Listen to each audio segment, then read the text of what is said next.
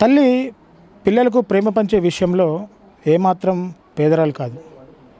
అమ్మ సేవల్ని లెక్కిస్తే ఏ కుబేరుడు కూడా చెల్లించలేని మొత్తం అవుతుంది.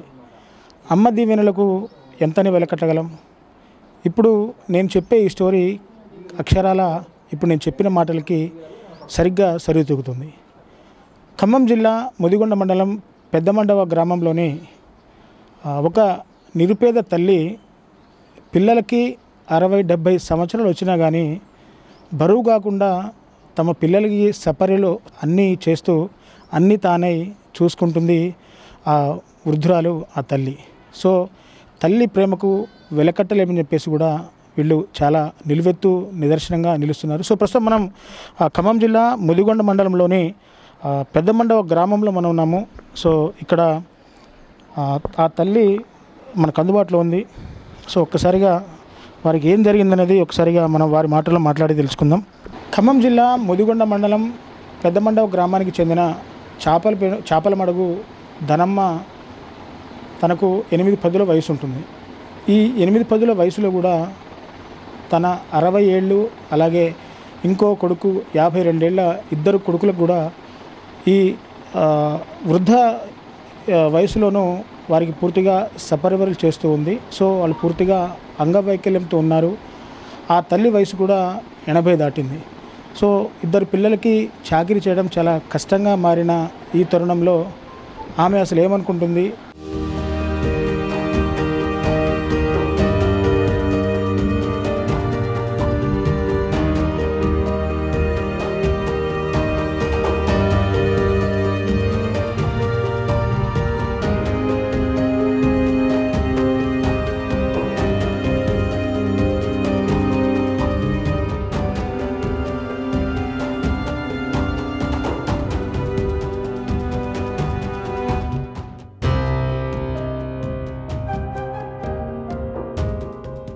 ఇంత కడుపున పుట్టిన పిల్లల కోసం ఇంతలా చేస్తుంది. సో ప్రస్తుతం మనకు ఆ తల్లి చాపలమడుగు ధనమ్మ కూడా మనకు పూర్తిగా అందుబాటులో ఉంది. ఒక్కసారిగా ఆ తల్లితో మాట్లాడి మనం మరిన్ని విషయాలు తెలుసుకుందాం. అమ్మ, ఏం పేరమ్మ అనేది? నా పేరు ధనమ్మ. ఏ ఊరమ్మా? ఈ ఊరు మా పెద్దమండవ. పెద్దమండవ. ఏంటమ్మా మీ పరిస్థితి? అంటే మీకు వయసు ఎంత ఉంటుంది? వేసి నాకు తెలియదండి ఎంత ఉంటుందో, మరి ఎక్కువ ఏముంటాయి. నీ పెళ్ళి ఎన్నేళ్ళైందమ్మా? నాకు తెలియదు. ఇప్పుడు ఏంటి, ఎంతమంది సంతానం నీకు? 5గురు. 5గురు అయితే 2 ఆడపిల్లలు, 2 మగోళ్ళు, 3 మగోళ్ళు, 3 కెట్నే. ఏంటి ఇట్లా అంటే ఏంటి ఇబ్బంది? ఏంటి ఈ జబ్బులే. ఆడపిల్లగాళ్ళు బాగానే ఉండారు. మా ఆయన చచ్చిపోయి 20 ఏళ్ళకి దాటింది, 25 ఏళ్ళకి దాటింది. అప్పటాల మంచి నేను చదువుకోవటం, నేను చేయటమే. రోజు ఏం చేస్తావు తల్లి మీ పిల్లలకి? ఏం చేస్తే నేను నీళ్ళు పోయటం, మొహం కడగటం, దొడ్లకు తీసిపోవటం, నీళ్ళు పోయటం, అన్నం తినిపించటం, మంచిలు దాపియటం, ఇక అన్నీ నేను చేయటమే. ఏం జరిగింది నీ కొడుకులకి? ఏం జరిగిందమ్మా? ఆరోగ్యం ఎందుకు దెబ్బతిన్నది? అదేందో మస్కరే డీపే ఏందో, నాకు ఆ జబ్బు పేరు రాదు. దాని గురించి కూడా చాలా లెక్క తిప్పిను. 5 కొంటల పొలం ఉంటే అమ్ముకున్నాం, చూపించను, తగ్గల. ఎన్ని లక్షలు ఖర్చు పెట్టారమ్మా ఇప్పటికి? పెట్టిండు 3 లక్షల దాకా అయినాయి. మరి ఎమ్మడి పోయేవాళ్ళు లేరుగా. ఉన్న పొలం కూడా అమ్మేసుకుని పిల్లలు ఆరోగ్యం పెట్టిన. మరమ్మా నీ వయసే 80 సంవత్సరాలు కదా, మరి పెద్ద బాబుకి 70 సంవత్సరాలు అంటున్నావు, చిన్న బాబుకి 52 సంవత్సరాలు అంటున్నావు. మరి ఈ వయసులో నీకు పిల్లల్ని చూసుకోవడం కష్టం అనిపించింది అయినాడన్నా? కష్టమే. మరి కష్టమైనా ఎవరు చూస్తారు? నేను చూడటమే కమ్మా. కష్టమైన నిట్టూరమైన నేను భరించుకోవటమే అన్నీ. ఇప్పుడు వాన వస్తుందంటే, జల్లు కొట్టిందంటే మంచం ఆడదాకా గుంజుతా. ఎవరు వస్తారు అర్థం రేతులు కాడ? అన్ని తిప్పలు పడి సాదుకుంటున్నా. మరి ఏనాడు కష్టం అనిపించలేదమ్మా? కష్టం ఎందుకు లేదు, కష్టం ఉంటుంది. ఉంటే మరి ఏం చేస్తాం? ఎవరు చేస్తారు వచ్చి? ఆడపిల్లలు ఒక ఎక్కిత్తి పోయారు, మరి వాళ్ళు వచ్చి మనకి చేస్తారా?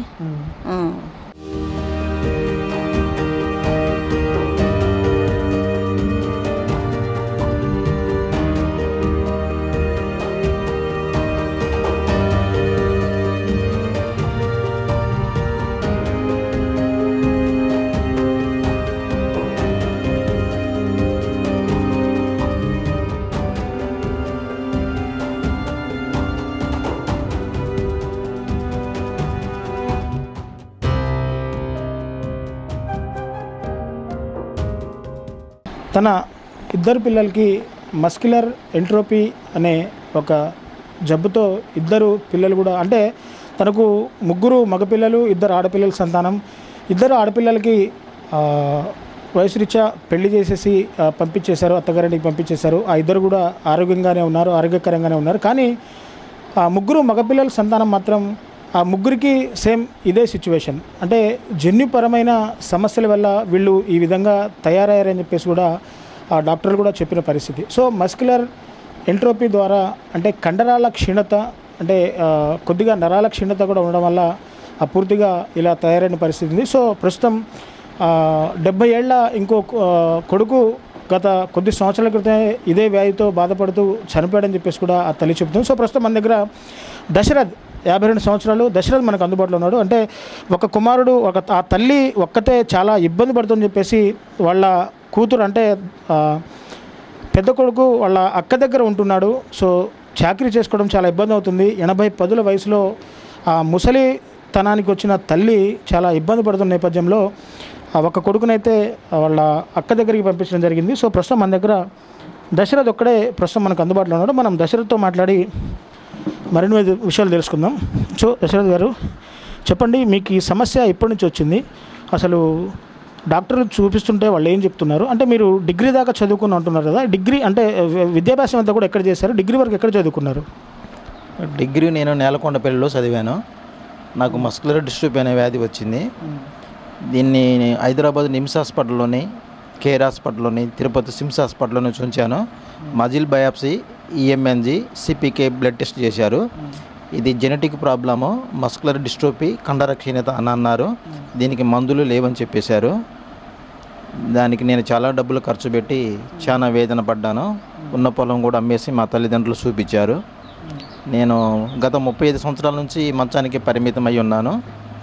నా సంరక్షణ బాధ్యతలు మొత్తం, మా బ్రదర్ గారి సంరక్షణ బాధ్యతలు మొత్తం నా వృద్ధురాలైన ముసలి తల్లిపై పడ్డది.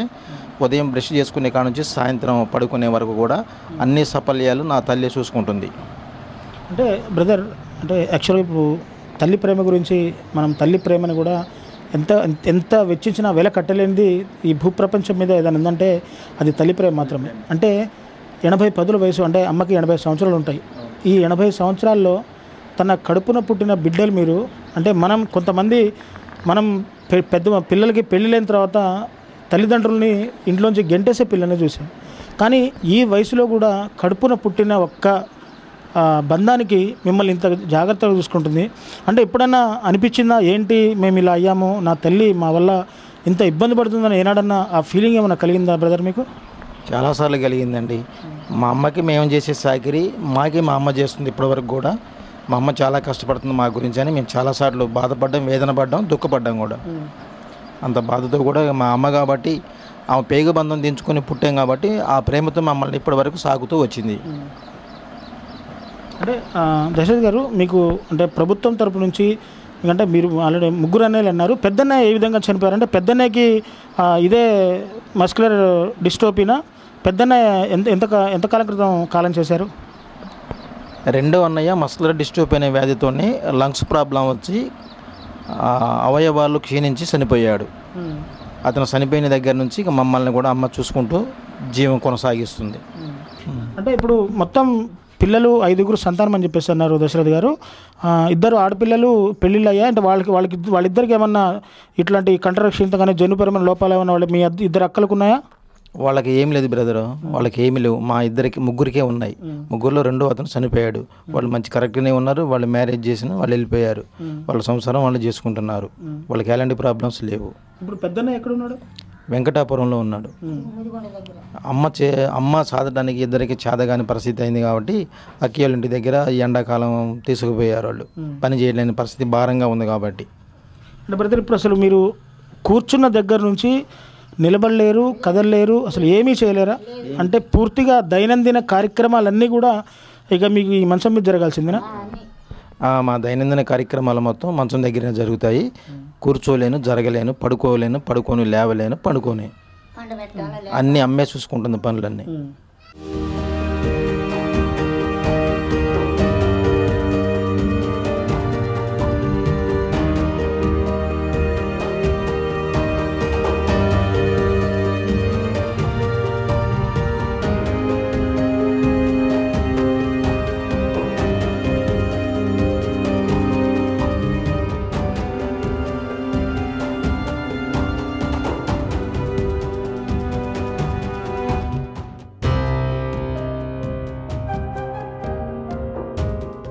సో చూశారు కదా, పూర్తిగా వాళ్ళమ్మ ఉదయాన్నే లేచి బాత్రూమ్ పనులు కానీ ఇతరత్ర పనులు కానీ ఉదయాన్నే లేచి ఆ తల్లి కూడా అన్నీ సపర్యలు చేసి పెడుతుంది. ఒక్కసారిగా తల్లితో మాట్లాడదాం. అంటే ఎంతైనా వయసుకి ఎదిగిన కొడుకులంటే కొంత వాళ్ళ రెక్కల మీద వాళ్ళు, వాళ్ళ కాళ్ళ మీద వాళ్ళు బతుకుతారు. అంటే ఆరోగ్యం బాగాలేదు కాబట్టి తను ఇట్లాంటి సేవలు చేస్తుంది. సో అమ్మ, ఉదయం లేచిన దగ్గర నుంచి నీ కొడుక్కి ఏమేమి చాకరీలు చేస్తావు అమ్మా? పండుతుడుగా కాళ్ళు చాపి లేపి మాది అది ఎత్త మొహం కడుక్కోవటానికి నీళ్ళు దగ్గర తెచ్చి పెడతా, ఇవన్నీ గడుగుతా, ఇవన్నీ చేస్తా, మరి తుడుచుకోవటానికి గుడ్డెత్తా, టీ ఇస్తే తాగుతుడు. అది అంటే గడ్డం గిడ్డం కూడా నువ్వే చేస్తావు? మేమేం చేయటమే, ఏమేం చేస్తావు? నేను చేయటమే.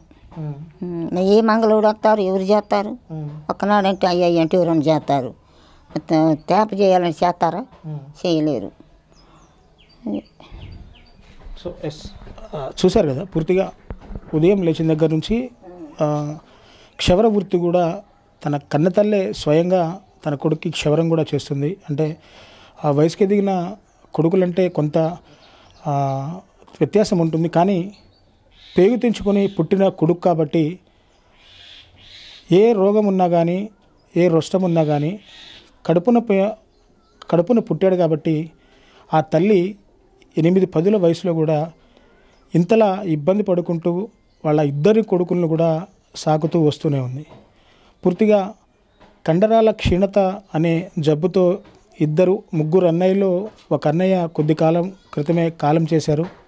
ఇప్పుడు ఉన్న 2 పిల్లలు కూడా ఇదే వ్యాధితో బాధపడుతూ తమ తల్లికి భారం అవుతున్నాము, తన తల్లిని చూసుకోవాల్సిన వయసులో మా తల్లి మమ్మల్ని ఈ విధంగా చూసుకుంటుంది, ఆ తల్లి రుణాన్ని మేము ఏమిచ్చి తీర్చుకోగలం అని చెప్పేసి కూడా వాళ్ళ కొడుకు దశరథ్ తీవ్ర మనోవేదన పడుతున్న పరిస్థితిని మనం చూస్తూనే ఉన్నాం. సో ఏది ఏమైనా ప్రభుత్వం తరపు నుంచి వాళ్లకు కేవలం పెన్షన్ డబ్బులు మాత్రమే వస్తున్నాయి. ఆ పెన్షన్ డబ్బులు వాళ్ళ దైనందిన కార్యక్రమాలు నెలకు సరిపడా సరుకులకే సరిపోతున్నాయి. కానీ వైద్యం చేయించుకోవాలంటే ఒక్క నెలకు 20,000 నుంచి 30,000 రూపాయల వరకు వాళ్ళకు వైద్యానికి ఖర్చు అవుతుంది. ట్యాబ్లెట్స్ కేవలం ట్యాబ్లెట్స్కే 5 నుంచి 8,000 వరకు కూడా కేవలం ట్యాబ్లెట్స్ కోసం ఖర్చు అవుతున్నాయి. కానీ ఈ పెన్షనే వాళ్ళకి పెద్ద దిక్కుగా ఉంది. ఎవరైనా దాతలుంటే మమ్మల్ని ఆదుకోండి, మా పరిస్థితి చాలా దైనందినంగా ఉందంటూ కూడా వారు ఎవరికీ చెప్పుకోలేని సిచ్యువేషన్లో వాళ్ళు ఉన్నారు. మెగా9 టీవీ టీం ఈ విషయాన్ని కనుక్కొని ఈరోజు ఖమ్మం జిల్లా కేంద్రం నుంచి దాదాపు 40 కిలోమీటర్లు ప్రయాణించి ఖమ్మం జిల్లా ముదిగొండ మండలంలోని పెద్దమండ గ్రామానికి చేరుకొని వాళ్ళ స్థితిని చూసాము. వాళ్ళ స్థితి కూడా చాలా దయనీయంగా వాళ్ళ పరిస్థితి ఉంది. హాస్పిటల్లో చూయించుకోవాలంటే ఇక్కడి నుంచి కూడా కదలలేని పరిస్థితి. అసలు వాళ్ళు హాస్పిటల్లో చూయించుకోవాలంటే వాళ్ళు ఏ విధంగా హాస్పిటల్కి వెళ్తున్నారు ఏంటనేది మళ్ళీ దశరథ్ అడిగి తెలుసుకుందాం. సో బ్రదర్, మీరు హాస్పిటల్కి వెళ్ళాలంటే ఏ విధంగా వెళ్తున్నారు, ఏ విధంగా వెళ్ళాలి హాస్పిటల్కి? అంటే మీరు కూర్చున్న చోటు నుంచి లేవలేరు అంటున్నారు. అంటే హాస్పిటల్కి వెళ్ళేటప్పుడు ఎంత కష్టంగా ఉంటుందో ఒక్కసారి వివరించండి.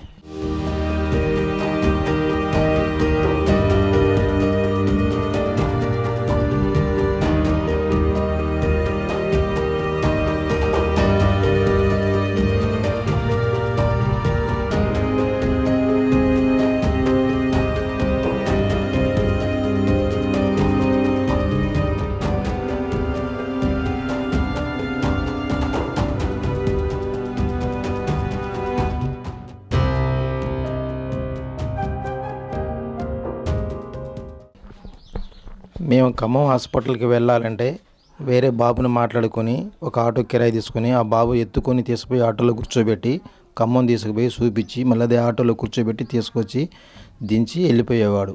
అంత కష్టంతో అంత భారంతో పోయేవాడిని నేను హాస్పిటల్కి. అంటే మీరు చదువుకున్న రోజుల్లో ఎంత యాక్టివ్గా ఉన్నారా? యాక్టివ్గానే ఉన్నాను. ఏ వయసులో మీకు ఇది ఇచ్చింది? 22-23 వయసు. అంటే ఏ సంవత్సరంలో?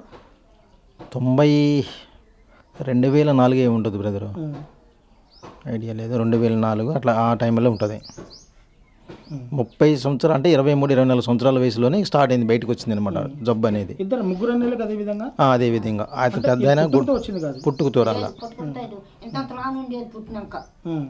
మధ్య వయసులోనే ఇట్లా వచ్చింది అనమాట. 22-21 సంవత్సరాల్లో బయటకు వచ్చింది అనమాట అది. ఇక అప్పటి నుంచి ఇట్లా అంతే, అట్లా వచ్చినా కానీ కొంతకాలం నడిచినాం అటు ఇటుగా, అటు తూలుకుంటూ ఇటు తూలుకుంటూ అమ్మ చేయి పట్టుకొని అట్లా కర్రతో సపోర్ట్ నడిచినాం. ఇక రాను రాను బాగా బలహీనం అయిపోయి బెడ్ రెడ్ అయిపోయినాం. సో చూశారు కదా, ఆసుపత్రికి వెళ్ళాలంటే ఒక ఆటో అతను పూర్తిగా తను ఎత్తుకొని ఆటోలో కూర్చోబెట్టి మళ్ళీ ఆటో హాస్పిటల్ దగ్గర ఆగినప్పుడు మళ్ళీ అక్కడి నుంచి ఎత్తుకొని డాక్టర్ దగ్గరికి తీసుకెళ్ళి మళ్ళీ తీసుకొచ్చి మళ్ళీ ఇంట్లో దిగబెట్టే వరకు కూడా పూర్తిగా ఆటో డ్రైవరే అన్నీ చూసుకుంటాడు. ముగ్గురు అన్నయ్యలకు కూడా 22 సంవత్సరాల వరకు ఏ ఇబ్బంది లేదు. కానీ 22వ ఏట నుంచి మాకు మస్కులర్ డిస్ట్రోఫీ అనే వ్యాధి రావడం వల్ల కొన్ని నెలల పాటు కొన్ని సంవత్సరాల పాటు అలాగే తూలుతూ తల్లి చేపట్టుకొని నడుస్తూనే ఉన్నాము. వ్యాధి ముదిరి ఈ విధంగా కాళ్ళు వాపెక్కి కాళ్ళు పూర్తిగా కండరాల క్షీణత వల్ల కాళ్ళు పూర్తిగా చచ్చుపడిపోయి నడవలేని పరిస్థితిలో ఉన్నామంటూ కూడా ఆ కొడుకు దశరథ్ చెప్తున్న మాటలు వింటుంటే చాలా బాధ అనిపించింది, చాలా బాధేస్తుంది. సో సహృదయంతో దాతలు ఎవరైనా ముందుకొచ్చి వారి కుటుంబాన్ని ఆదుకుంటే మేము వాళ్ళకి బతికినంత కాలం మేము రుణపడి ఉంటామని చెప్పేసి కూడా వాళ్ళు తీవ్ర మనోవేదనకు గురవుతున్న సిచ్యువేషన్ని ఇక్కడ చూసుకోవచ్చు. సో ఏది ఏమైనా కడుపున పుట్టారు, పేగుబంధం ఎంత గొప్పదంటే ఇప్పుడు నేను చెప్పిన ఈ స్టోరీలో పేగుబంధం గొప్పదనం కూడా అందరికీ తెలిసే ఉంటుంది. అమ్మ గురించి రాయాలంటే అక్షరాలు సరిపోవు. అమ్మే ఓ మధుర కావ్యం, ఎంత రాసినా పూర్తి కానీ ప్రేమ కావ్యం. విశ్వం ఉన్నంతకాలం ఆమె కీర్తిని కొనియాడాల్సిందే. అమ్మ శబ్దానికి అర్థం అమ్మే. అమ్మ మనకు రూపాన్నిచ్చిన అమృతమూర్తి. ఈ భూమి మీద అమృతం ఉందో లేదో తెలియదు, కానీ అమృతం అనే మాటకు అర్థమే అమ్మ. తన సర్వస్వం పిల్లల కోసం త్యాగం చేస్తూ మన అభ్యుదయం కోరేది అమ్మ. చివరి శ్వాస వరకు అనుక్షణం మనకై బ్రతికేది అమ్మ. తరాలు మారినా మనుషుల అంతరాలు మారినా అమ్మ ప్రేమ సజీవంగా ఉంటుంది. పూర్తిగా అమ్మ గురించి ఇప్పుడు నేను చెప్పిన మాటలు కూడా సరిపోవు. అలాంటి తల్లి ప్రేమకి నిలువెత్తు సాక్ష్యం ఇప్పుడు నేను చూపించిన ఈ స్టోరీ. సో ఇది కెమెరా పర్సన్ హరిప్రసాద్తో reporter Devender, Mega 9 TV, Khammam నుంచి.